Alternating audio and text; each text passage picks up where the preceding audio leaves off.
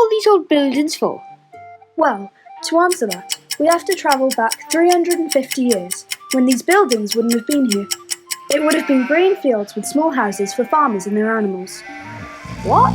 No cars or roads? Not yet.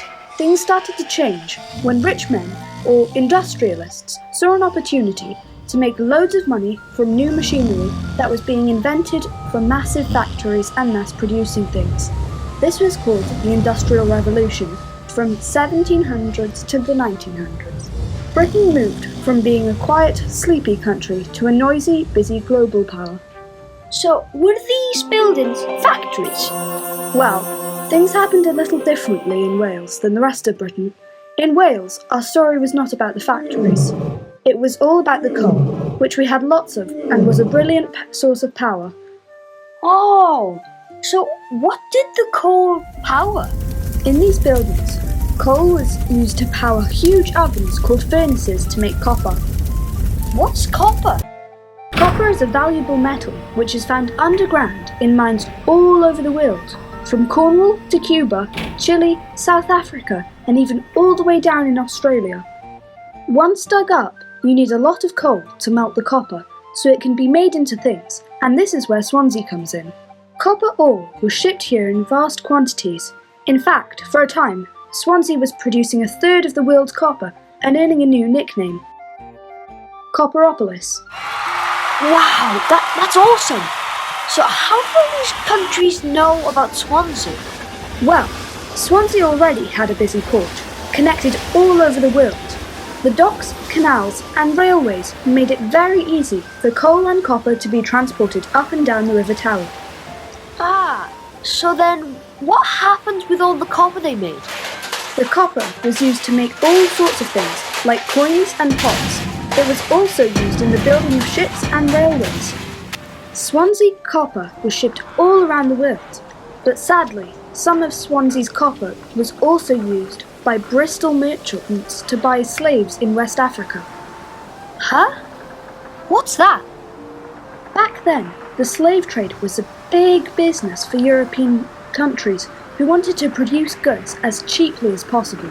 So they enslaved people from Africa and brought them to places like America to work, which meant they weren't paid or looked after and became the property of their owners. That's not fair. Did anyone try and stop it? Lots of people were against the slave trade, including some copperworks owners, and eventually slavery was abolished in Britain in 1833 with the Abolition Act. But even after this, people were shocked to find out that some of the copper ore that came to Swansea was still from British-run copper mines in Cuba that used slaves. So the Industrial Revolution was really bad then? Well, no and yes. It sort of depended on who you were.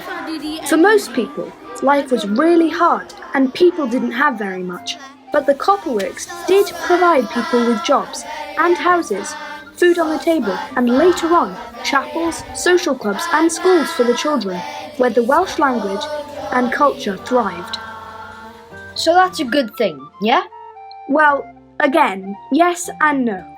In Swansea, men, women and even children worked very long hours, and mostly in very difficult, hot and dangerous conditions. And life at home wasn't all that comfortable. Their houses were small and cramped, built very close together, where disease could spread quickly because of poor sanitation. Huh? Toilets. They didn't have their own. They had to share outside toilets with other families. Ugh, that's gross.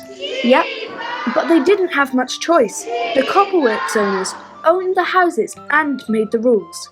The workers couldn't vote, so they didn't have the power to change it yet. It's hard to imagine what it would have been like then, with things we take for granted now, like having our own house, having a vote, and our rights and choices. So was it just Swansea that changed so much? No, the Industrial Revolution happened all over Britain. The fields and farms were left behind. Factories and mining communities emerged all over Wales, but especially in South Wales. So where's it all gone now? Well, good question. Industrial change also happened elsewhere, and some of the countries where copper was mined started using the copper themselves, instead of sending it to Swansea. In the end, it became just too expensive to keep making copper, and cheaper metal alternatives became available. Why did they keep 2 chimneys if they're not using? I guess it's a reminder of the past. Our history and our heritage is important, and tells us what came before us, so we can understand where we are now a bit better. Although there's only 2 chimneys now, there was once 171 in the valley. Whoa, that's a lot of smoke. You're right. In Swansea, smoke from chimney stacks polluted the air, river and soils, and affected the people, cattle and crops of the lower Swansea Valley. But fortunately for us, this has been cleaned up, and look, the river is clear now, and look over there, everything is green again. I definitely prefer being a child now than being a child back then.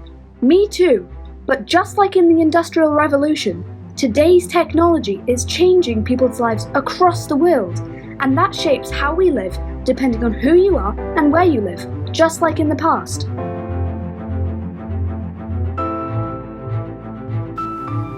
Copperopolis, a snapshot of the Industrial Revolution in Wales.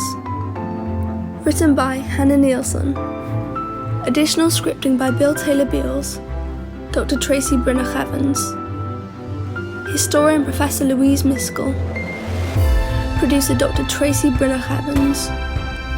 Animation by Bill Taylor-Beales. Narration by Morgan Davies Woodrow. Mia Woodrow. Recorded by Miskell McTernan.